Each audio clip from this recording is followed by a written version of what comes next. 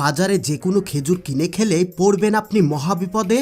গাছের পাকা খেজুর বলে এতদিন আমরা কি খেলাম? রমজান মাসে ইফতারের সময় ফলের মধ্যে কিছু থাকুক বা না থাকুক, কিন্তু খেজুর থাকবেই।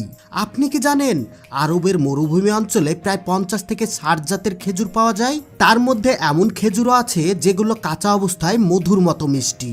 কিন্তু আজকের ভিডিওর বিষয়টা একটু আলাদা। আচ্ছা, আপনাদের কি খেজুর খাওয়ার সময় একবারও মনে প্রশ্ন জাগে না আমরা যে খেজুরটা খাচ্ছি সেটা কোথাকার, আর এই খেজুর কোথায় থেকে নিয়ে আসা হয়, এবং এই খেজুরটা কোন জাতের? আর সব থেকে বড় বিষয় হচ্ছে খেজুরটা অরিজিনাল না ডুপ্লিকেট। আর তার থেকে গুরুত্বপূর্ণ বিষয় হচ্ছে আমরা যে খেজুরটা খাচ্ছি সেটা খাওয়ার ফলে আমাদের শরীরের উপকার হচ্ছে না ক্ষতি হচ্ছে। আর শুধু তাই নয়, খেজুর থেকে ফ্যাক্টরিতে কোন কোন জিনিস তৈরি করা হয় প্রত্যেকটা বিষয় আপনাদের সামনে তুলে ধরবো। আপনি কি জানেন খেজুর থেকে চকলেট